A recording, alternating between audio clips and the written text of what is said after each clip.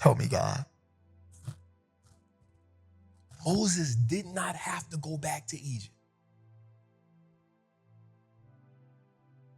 He was good where he was at. He was okay. He was okay.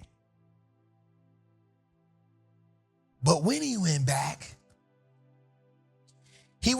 to a people with a vision for what's ahead.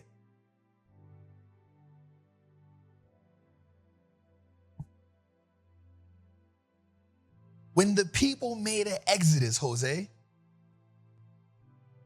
watch this, Jose, they took with them enough to sustain them for generations. They took enough with them.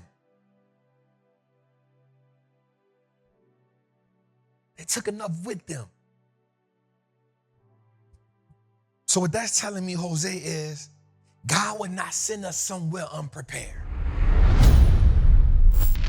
You know, I gotta make it biblical for a second, right? Watch this. Proverbs 22:3 says this: the prudent see danger and take refuge, but the simple keep going and pay the penalty. Okay, let's say it again. Let's say it again. Proverbs, watch how we bring this. This is gonna be so good, Jose. Watch this. The prudent, keyword, prudent, meaning seeing and being able to make choices or care for the future. Prudent. The prudent see danger, take refuge. Okay, let me ask y'all a question. If we know that money answered all things, why don't we have a financial shelter that we can seek refuge in? But the simple keep going and pay the penalty. We understand. If you live in check to check, if you are one check above your peers, then you know that you are not safe from danger. This is not a equation that is not fulfilled. Right? We understand, like you in your heart know when your money not right. So it behooves you to take the necessary precautions to build your house on rock and not build your house on sand. Why? Because the house built on sand shall surely blow away. Watch this. Not because the house itself is going to go, but because the foundation can't withstand the wind. It cannot stand the velocity of the wind. The wind will surely blow the foundation from under the house. And where the foundation goes, the structure shall follow. The simple see what's going to happen, keep going, and then pay the penalty.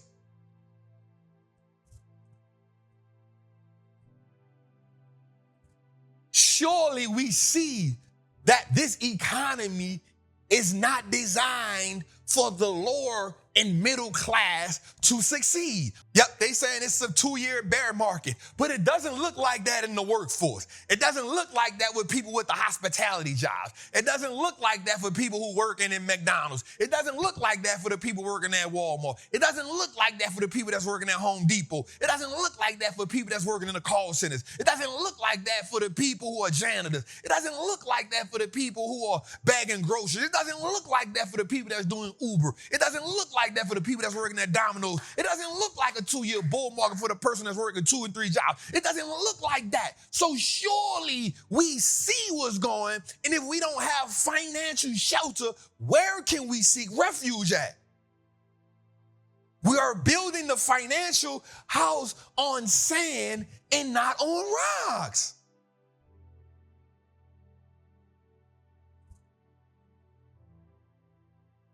These are the unnecessary damage that we are taking on the journey. Why? Because the media has, watch this, Jose, the media has showed us so many highlight reels, we are now judging our progress to somebody else's preview. Unnecessary damage on the journey.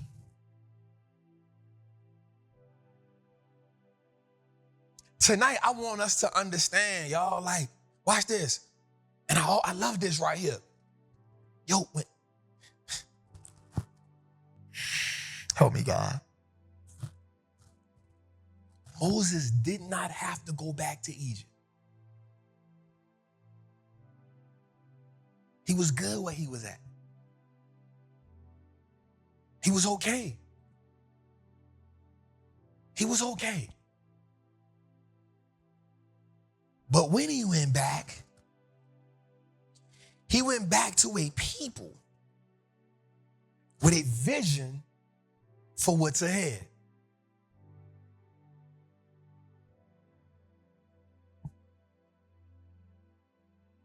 When the people made an exodus, Jose,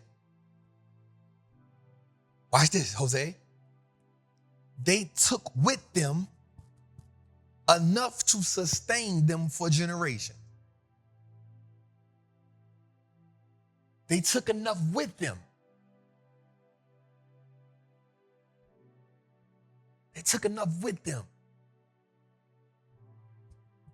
So what that's telling me, Jose, is God would not send us somewhere unprepared.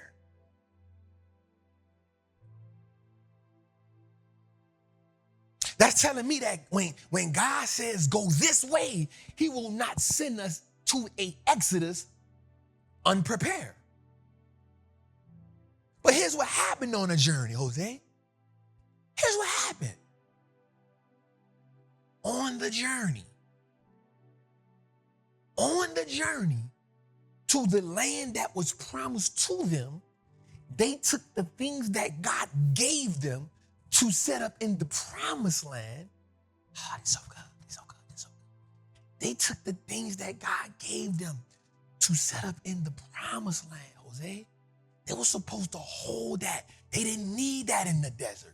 They didn't need that in the wilderness. He supplied everything. He gave them manna. He gave them quail from the sky. He told them, eat only what you could manage. Don't take more, don't take less. But Jose, you do not have to use the gold. You do not have to use the treasure. But because they weren't in tune, because the promised land didn't come when they wanted, because they didn't have the patience,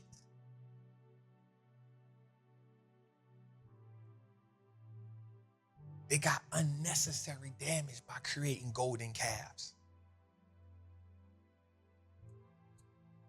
They got unnecessary turmoil. They got unnecessary chastisement,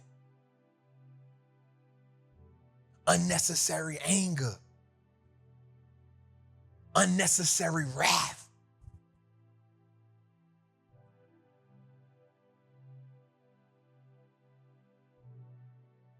What happens? What happens when we take unnecessary damage on the journey? You know what that golden calf that they created would have been worth for them in the promised land? But you waste the gold and you use it for what it was not intended for. Okay, you are using the money. Oh, let me go further. You've prayed to God to deliver you from this situation. You prayed to God to help you pay these bills. You prayed to God to give you the money to do this thing and that thing. And then when you get the money, you use the money for everything other than what you asked him for it for.